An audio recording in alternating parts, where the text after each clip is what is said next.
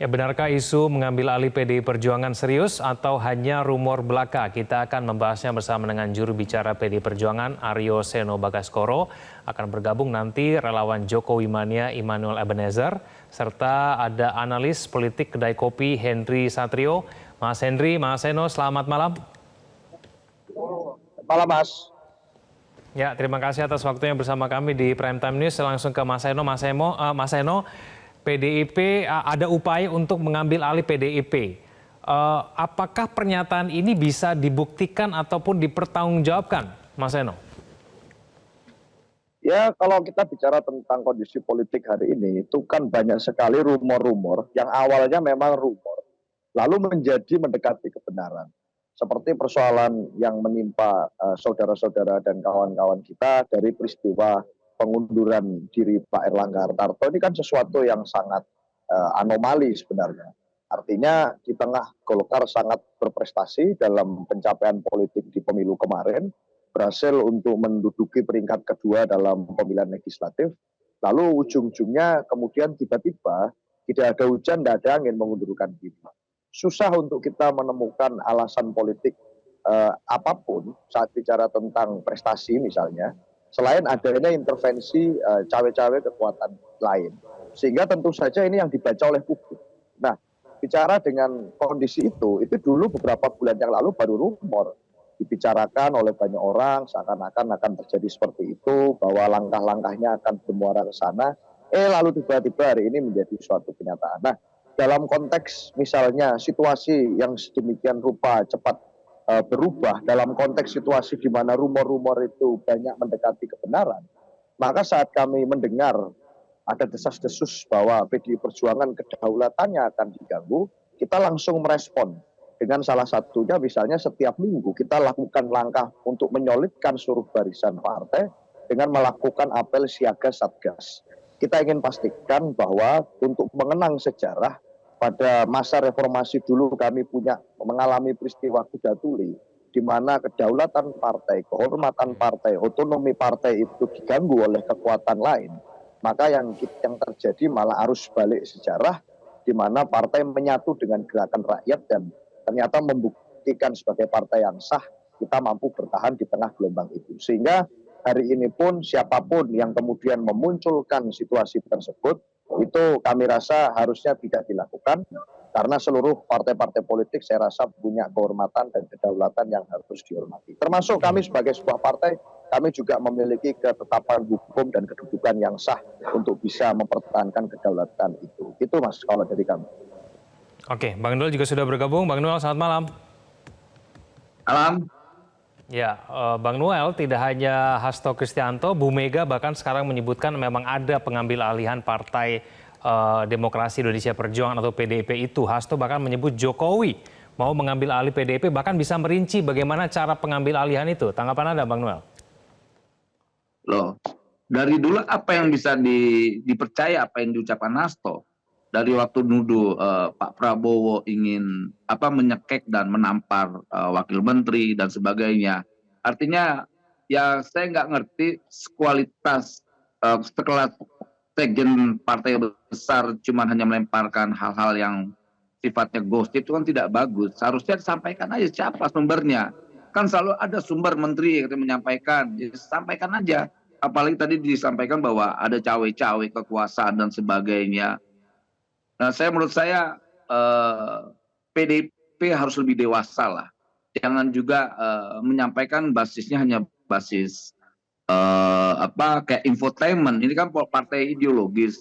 Sampaikan aja. Apalagi di momen kemerdekaan ini, partai kan punya kedaulatan. Tadi disampaikan kawan saya dari PDIP tadi bahwa momen 17 ini ya tunjukkan bahwa PDIP ini partai yang merdeka, tidak takut oleh kekuasaan.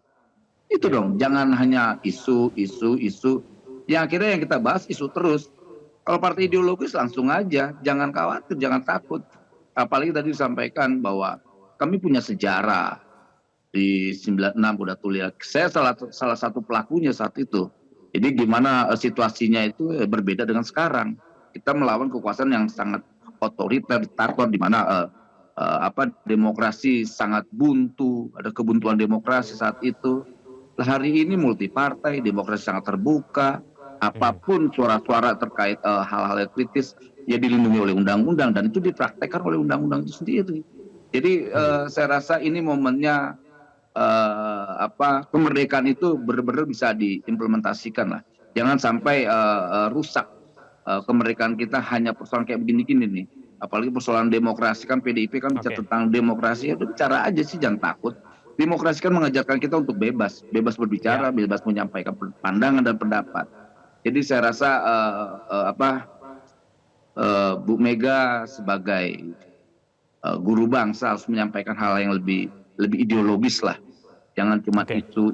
Jadi orang juga lama-lama mengingatnya jangan-jangan Bu Mega nih semakin tua, kan orang bilang semakin tua biasa kecenderungannya ya kekanak-kanakan gitu loh.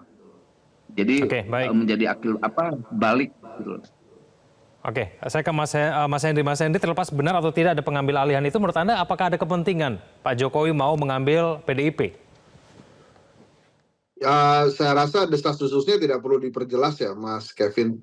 Ini kan sebatas bunga-bunga demokrasi yang terjadi, jadi ada desas-desus politik, kemudian direspon oleh salah satu partai politik, direspon oleh partainya Mas Seno.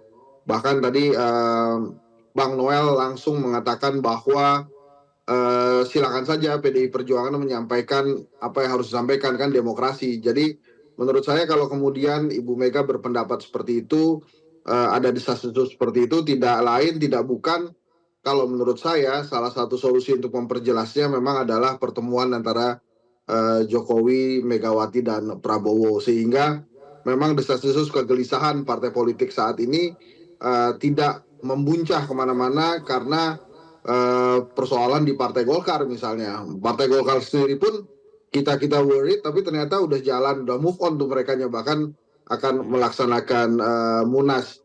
Yang juga menurut saya membuat desas-desus tentang mengambil alihan partai semakin mencuat adalah isu tentang reshuffle yang katanya akan dilakukan hari ini atau kemarin gitu. Dan salah satu inti dari reshuffle itu adalah Menteri Kumham. Seperti yang kita tahu, surat izin mengemudi atau surat izin berkontestasinya partai politik kan adanya di SK Kemenkumham ya. Makanya pada saat ada desas-desus tiba-tiba Menkumham akan di-reshuffle, tentu saja ini membuat persepsi publik kemana-mana. Apakah kemudian akan ada partai-partai politik yang mengalami persoalan belah bambu misalnya, atau ada dualisme, karena misalnya yang paling dekat ada muktamar di PKB misalnya. Apakah kemudian ini juga termasuk gitu. Jadi memang desas-desus ini akan berkembang kemana-mana bila kemudian